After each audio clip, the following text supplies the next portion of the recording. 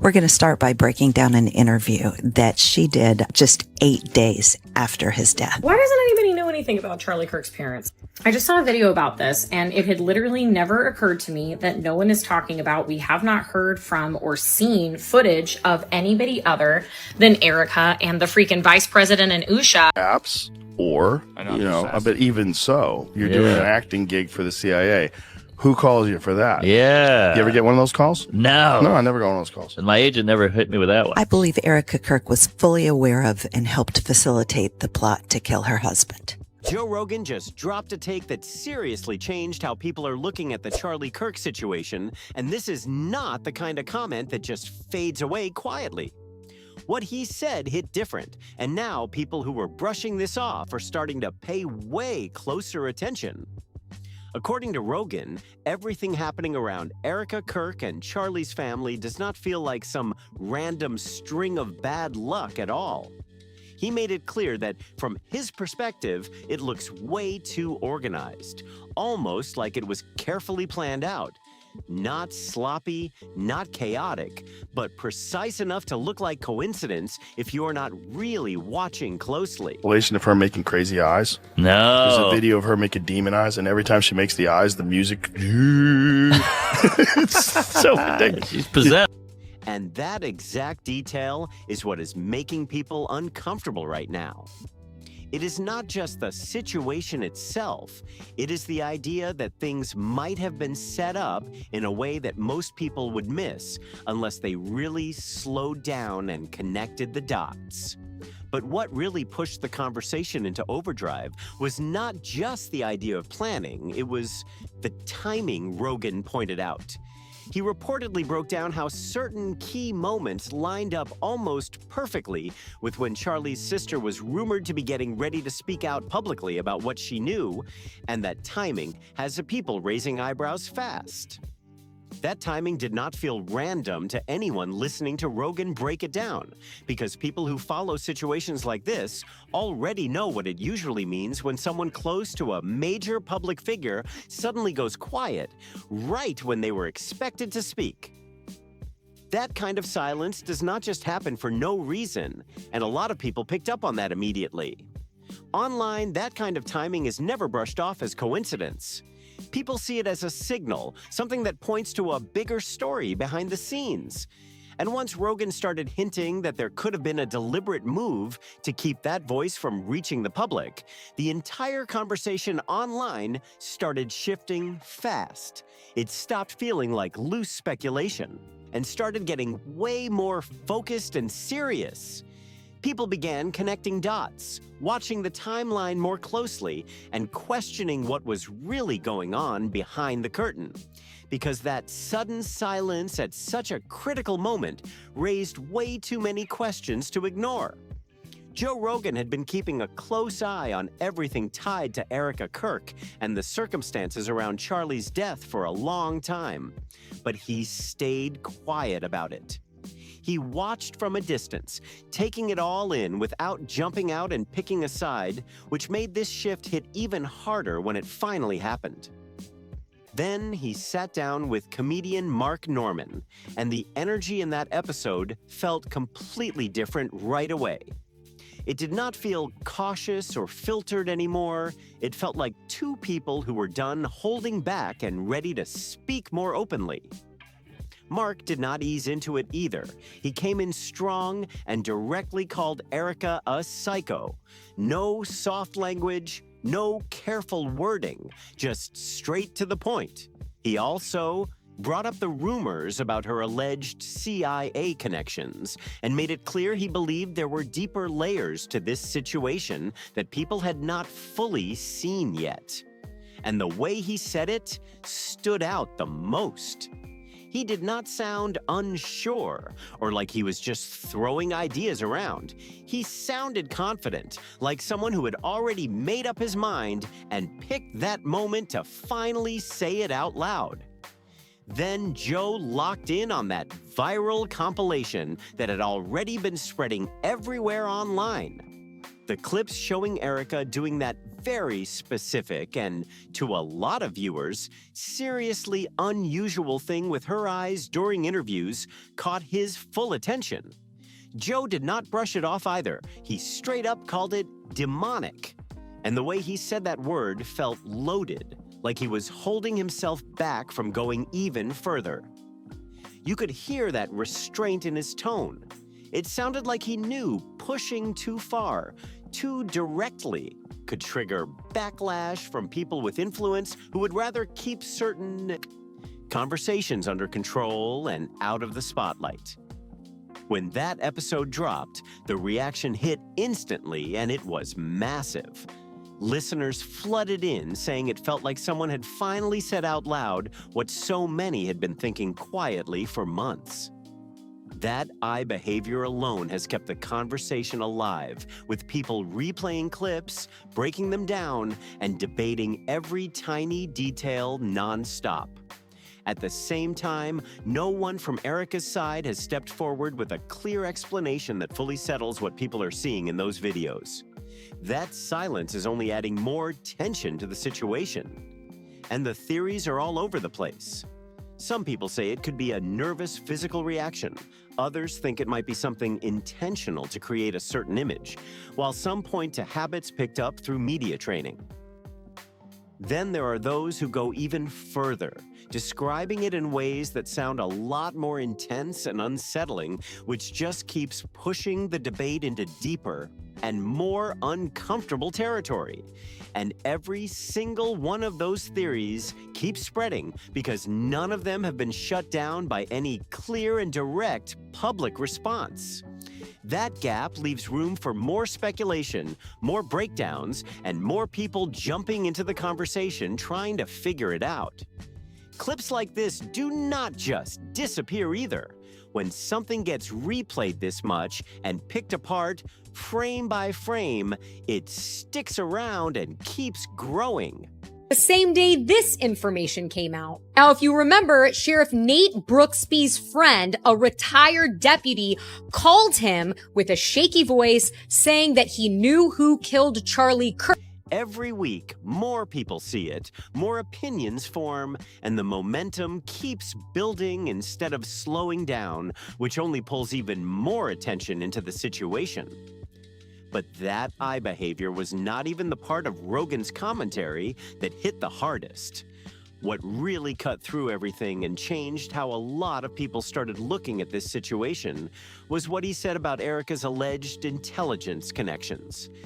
That angle gave a whole new level of weight to a theory that had already been building quietly for months in certain circles. The idea being pushed was that Erika showing up in Charlie's life was not just random or romantic, but something far more calculated, almost like a deliberate placement. And that suggestion instantly made people look back at everything with a completely different perspective. It went even further than that. There were claims that some individuals who were getting close to confirming pieces of that theory may have been shut down or silenced before they could bring anything fully into the public eye, and that idea only made the situation feel more intense and serious. But before going deeper into that intelligence angle, there is another part of this story that has been building its own momentum at the same time. And that is the increasingly visible tension between Erika and Charlie's family. Because right after Charlie's death, most people would expect his wife to lean on his family for support during that kind of moment. That is the natural response people look for, especially in a situation that heavy, which is why what happened next started raising even more questions. Draw support from the people who shared his history and his blood, and work together with them to honor his memory and handle his legacy the right way. That is what grief usually looks like when it is real and when those relationships are truly strong. But what people say they observed felt like the complete opposite. Instead of closeness, it looked like a steady and deliberate separation, with Charlie's family slowly being pushed further and further out of anything connected to his name and his organization. At first, people tried to be fair about it. They pointed out that early grief can cause distance, that sometimes people pull away and disconnect for a while when everything feels overwhelming. That explanation made sense in the beginning, and many were willing to give it time. But as weeks turned into months, that distance did not shrink. It kept growing. And that is when people started questioning it more seriously, because the situation was not correcting itself. It was moving in the opposite direction. Decisions about Charlie's legacy, his organization, and how he was being represented publicly were reportedly happening without real involvement from the people who knew him the longest and cared about him the most. And that shift made the entire situation feel even more complicated and harder for many to ignore. That pattern does not come across like grief to a lot of observers. It comes across like control. And just when people thought the situation could not get more intense, another detail surfaced that shocked even those who were already watching everything with heavy skepticism. Did what we usually did before tours. We said our prayer, and we asked the Lord to protect us, and we asked the Lord that His will be done. That's what we did. At one time, an employee of Turning Point, she has been one of the main peddlers of these conspiracies, and she is making a huge amount of money on it. She is building her business. What do you want to say to her and the other people that are putting these lies out into the world right now? Stop. There were reports that Charlie's parents, Robert and Catherine Kirk, were not just missing from the memorial Erika organized in his honor, they were allegedly not invited at all. That detail hit hard and immediately raised serious questions. The idea that the people who raised Charlie, who shaped his life and supported him from the beginning, were reportedly left out of a public event meant to honor him felt unbelievable to many. It pushed the conversation into an even more emotional and heated space, with people struggling to understand how something like that could happen in a moment that was supposed to be about remembrance and respect. When that claim started spreading and no clear public response came out to confirm or deny it with solid proof, the reaction hit fast and it was intense. People were not willing to brush something like that off, especially when it involved a decision that serious. Because excluding someone's own parents from a memorial is not something that just happens by accident. It is not a mix-up or a scheduling issue. It is a deliberate choice. And a choice like that sends a loud message about who is being allowed in and who is being kept out. After that memorial, Charlie's family seemed to disappear from the public eye almost completely. And to people who had been following everything closely, it did not feel like quiet grieving.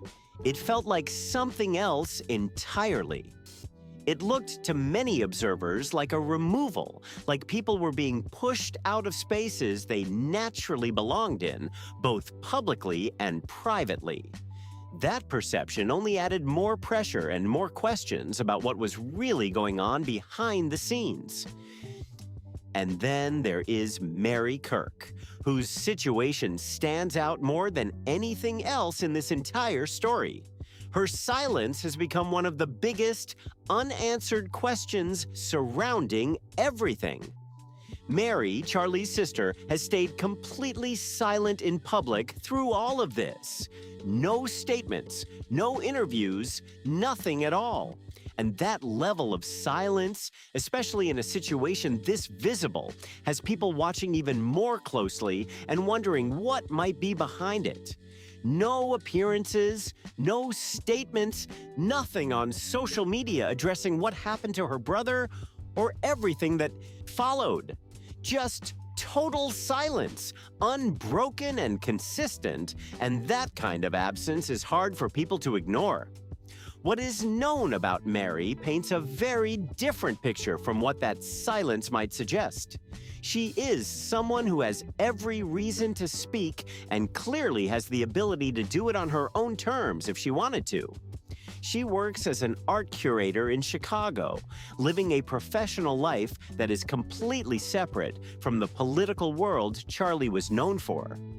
That distance matters because it means she is not directly tied to the same circles that might pressure someone to stay quiet. After Charlie's death, a blog post circulated that included what was described as Mary's tribute to him. In it, she reportedly said he teased her, encouraged her, and had a kind of fire she admired, even when she did not agree with him. That kind of message stands out for a reason. It shows there was a real and meaningful sibling relationship there, not something distant or surface level.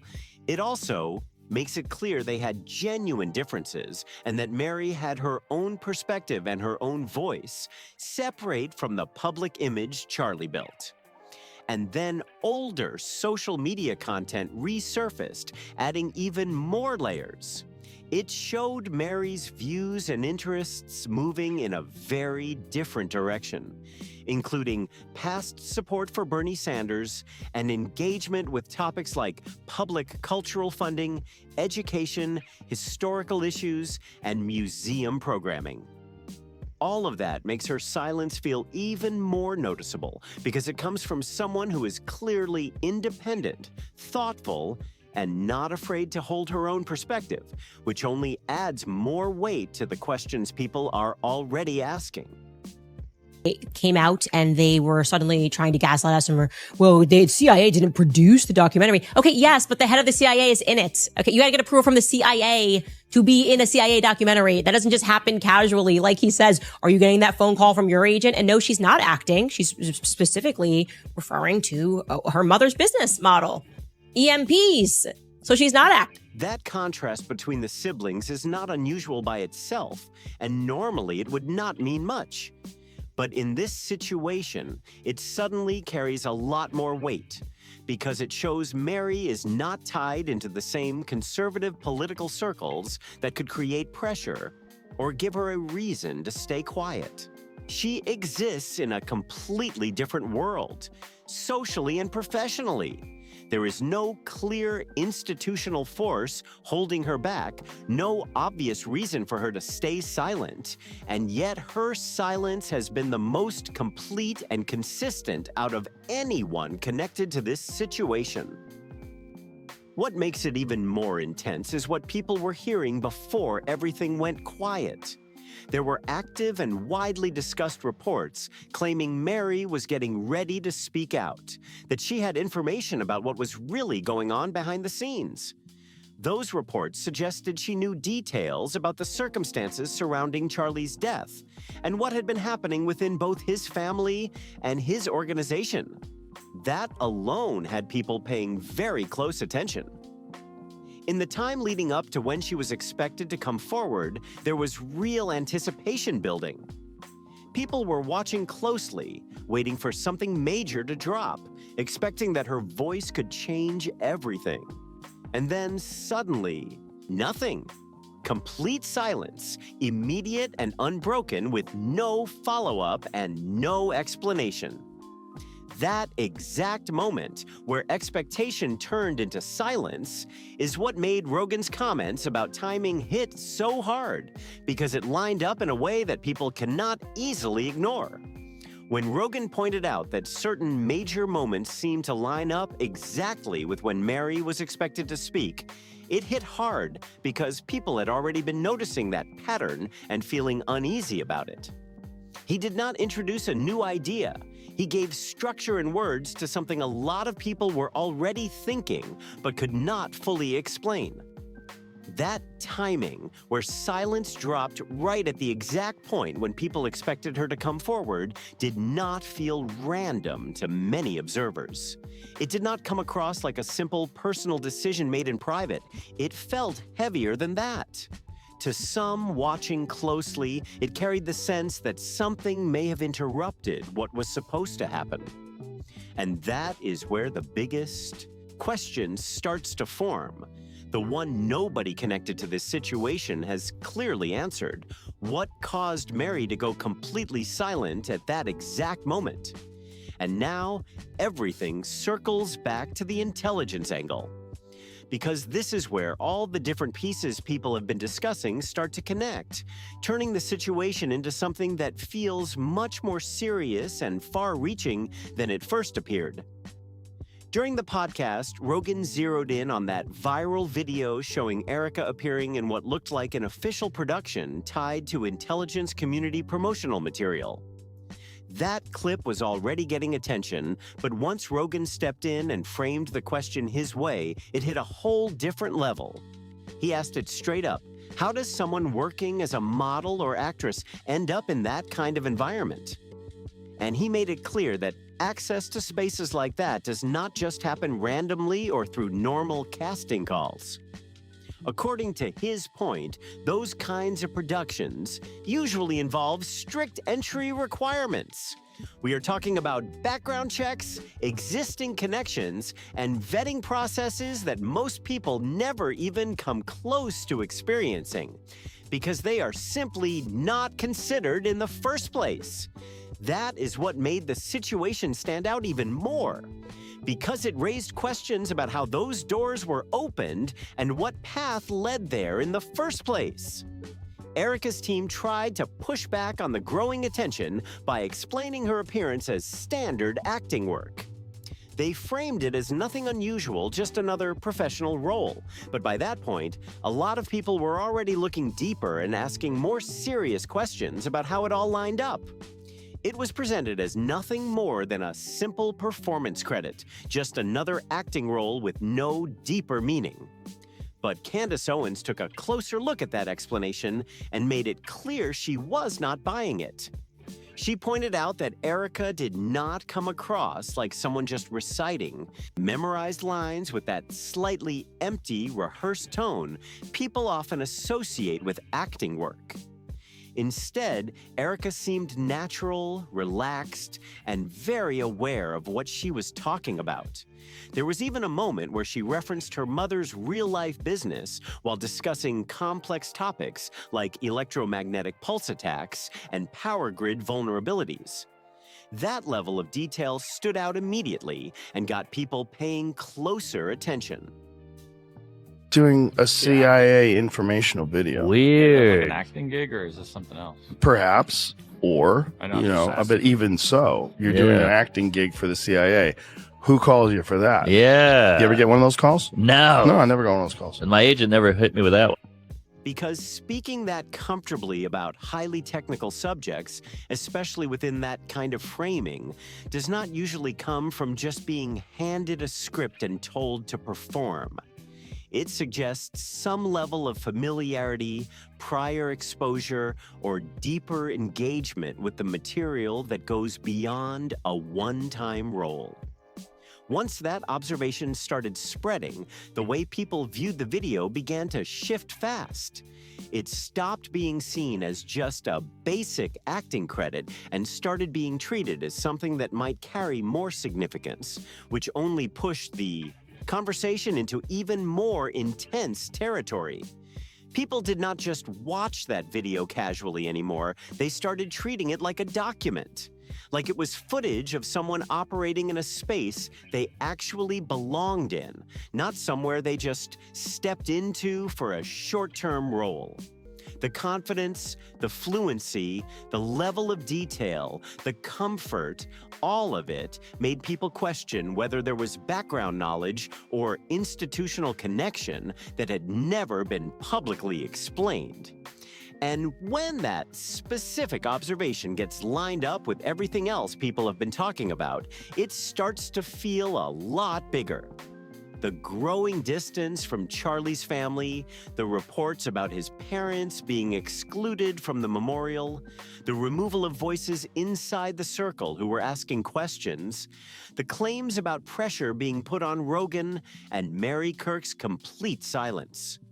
When all of that is placed together, especially with the timing of Mary's disappearance right when she was expected to speak, plus the unusual timeline details and that intelligence-related footage, people stop seeing separate incidents. Instead, they start seeing a pattern that looks connected, like pieces of a much larger situation. To many observers, it begins to feel like something that has been carefully managed to keep the full picture from coming together in public view. That perception alone has kept the conversation alive and growing. Then came reports about attempts to pressure Rogan after the episode aired. It was claimed that Erika's team reached out with comments suggesting he could face serious professional consequences if he kept pushing this topic publicly, and that only added another layer of intensity to everything already unfolding. Now think about what that kind of response seems to communicate. A lot of people online looked at it and immediately questioned why anyone would even try to pressure Joe Rogan, because he is not someone most viewers see as easy to intimidate, especially by a person in Erika Kirk's current public position. That is why the move, if those reports are accurate, raised even more eyebrows. To many observers, even attempting that kind of pressure suggested a level of confidence that felt bigger than Erika alone. And that is what pushed more people into asking who might really be backing her, supporting her, or helping manage the public narrative around her. And that exact question sent online speculation into overdrive. People started throwing around dramatic theories about hidden influence, powerful connections, and protection behind the scenes, all because the usual explanations were not satisfying. The crowd watching this story unfold.